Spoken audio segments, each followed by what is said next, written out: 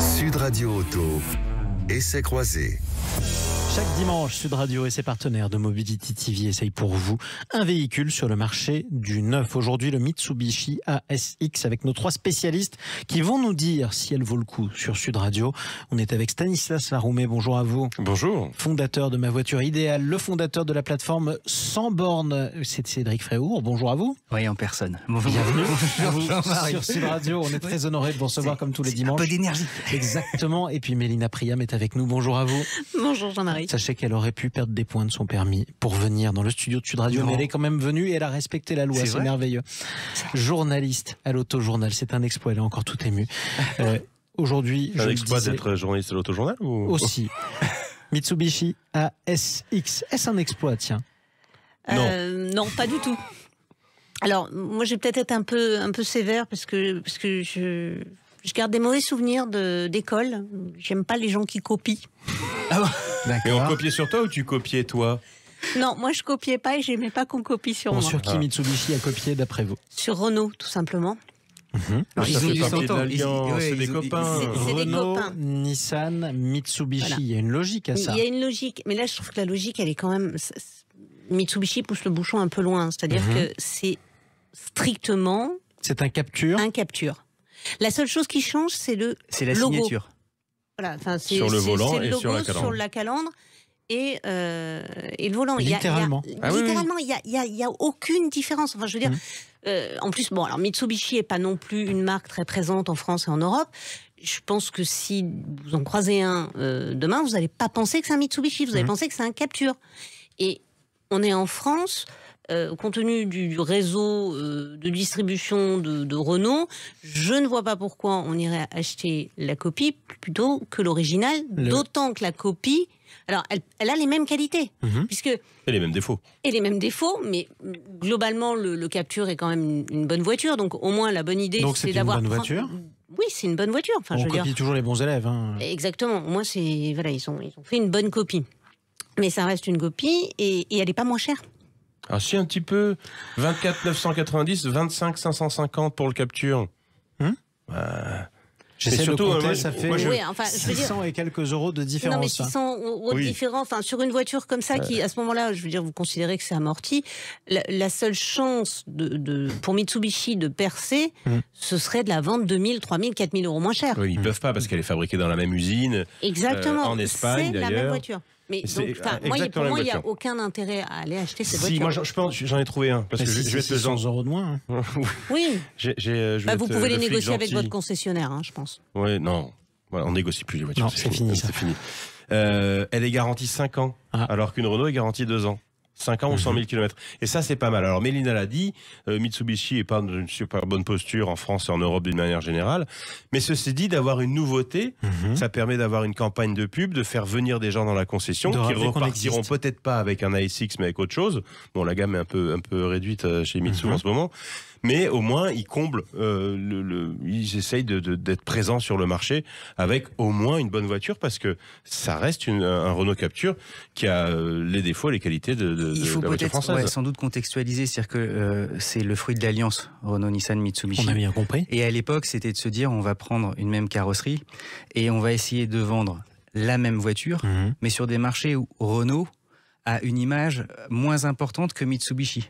Comme ça, on sera content. Alors pourquoi ça débarque en France? Alors ça débarque en France parce que même si on fait 1, 2, 3, 4 exemplaires, c'est toujours 4 exemplaires de plus. Et ça s'adresse à d'autres marchés où Mitsubishi est plus fort que Renault? Ça, pour moi, c'est vraiment ça. Ce sont lesquels? Je ne sais pas. On enquêtera. Dimanche prochain, vous nous le direz.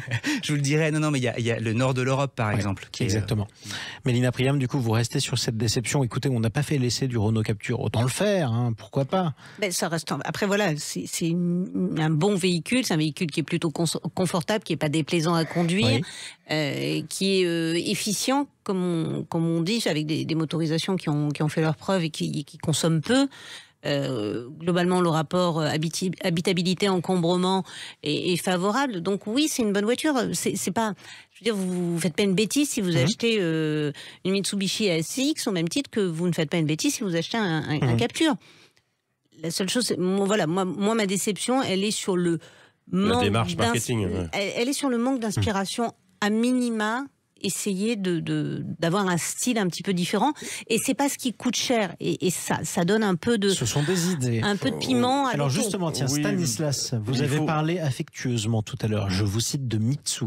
Donc, vous êtes un infime connaisseur de la marque. Normalement, quel est le positionnement de Mitsubishi pour vous? Mitsu, comme on les appelle, Mitsubishi en Europe, c'est quand même une marque qui s'est fait une très belle image dans les années 80 avec le fameux Pajero qui est un 4x4 redoutable. À l'époque du Dakar, il en a gagné je ne sais combien. C'est une marque qui est quand même... qui a les qualités d'une marque japonaise sans avoir le prix un peu exorbitant de certaines Toyota ou Honda qui gardent très bien la cote en occasion. Mais par exemple, si vous voulez, genre, on se disperse un peu, mais si vous voulez un gros 4x4 pour faire du franchissement, etc., beaucoup moins cher qu'un Toyota et pratiquement aussi fiable, un Pajero, c'est extraordinaire. Et ça existe en 7 places. Et ça, c'est l'identité, pour vous, c'est ça l'identité de Mitsubishi. Et il y a aussi les lanceurs en rallye, puisque c'est une marque qui a quand même un passé sportif colossal. Mais maintenant, évidemment... C'est pas absurde de se servir de cette image historique tout en proposant un SUV qui, certes, ne vous permettra pas de faire le Paris-Dakar, mais malgré tout, vous en donne l'impression quand vous vous garez en ville. Non, mais oui, enfin, il faut surtout partir du fait que Mitsubishi, il y a 3-4 ans, on se demandait s'ils n'allaient pas quitter le marché européen. Donc voilà, ils sont encore là grâce à l'alliance, je pense. Je suis pas économiste non plus, mais ça permet de proposer, comme on l'a dit, un produit qui est un bon produit. Pour pas cher du tout, grâce à ça va faire hurler Mélina, au cross-badging. C'est-à-dire qu'on change le logo. Voilà. Ouais, c'est vrai que ça coûte pas très cher de changer un logo. On change l'étiquette sur le yaourt. Exactement. En quelque sorte. Un dernier mot peut-être, Cédric Fréour? Ouais, non mais Stanislas, on replonge dans les années 80 quand il en parle. Mitsubishi avait... Non mais je suis désolé d'être le plus âgé de tous. Mais dans les années 80, Mitsubishi, on en voyait quasiment tous les coins de la Colt. La Colt, c'était génial. La Colt, c'était leur compact à eux qui était l'équivalent de la Golf. On en voyait. Aujourd'hui, je n'ai pas dû croiser de Mitsubishi depuis 98. Enfin, mais, si, on voit des pick-up, on voit beaucoup de pick-up. On voit beaucoup de pick-up, c'est-à-dire qu'on voit des véhicules utilitaires. Non, c'est vrai, on va arrêter de rire, mais ils sont très forts sur le véhicule utilitaire, par exemple. Mais c'est vrai qu'il y a de moins en moins de concessionnaires, il y a une présence qui s'est affaiblie en Europe. Et ce constructeur cherche évidemment à reprendre du poil de la bête. Eh bien, on aura terminé par une déclaration d'amour pour un constructeur. Mélina, un mot ? Non, mais je pense que le marché, à un moment donné, le marché français, le marché européen, alors en tout cas le marché français qui est très franco-français, les constructeurs, certains constructeurs asiatiques s'en sont aussi un peu désintéressés parce que ça nécessitait de mettre, pour pouvoir percer sur le marché, de mettre de gros moyens qu'ils n'avaient pas et ils se sont concentrés sur leur marché d'origine à eux, de la même manière que les constructeurs français le font avec notre propre marché. Et voilà, et Mitsubishi, le marché français, c'est pas dans ses priorités. Enfin, peut-être qu'ils reviendront un jour. Non, alors, ils vont continuer un peu ce développement de gamme avec une Clio, donc la Colt, qui va être tout simplement une Clio, alors rebadgée aussi, mais là pour le coup, avec apparemment, un peu de personnalité différente. Voilà, elle arrive en fin d'année. Ouais, il y aura plus de différence. Et apparemment. on a hâte justement parce que proposer une petite citadine sur le précaré des constructeurs qui sont les rois des petites citadines. Et puis surtout une Clio qui est la meilleure, quoi. Tout simplement. Ce sera difficile justement. Beau défi. Bravo de l'avoir relevé, Mitsubishi en tout cas. Merci à tous les trois pour cet essai. Merci. Cédric Fréour, Stanislas Laroumé, Mélina Priam. À dimanche prochain pour un nouvel essai avec Mobility TV.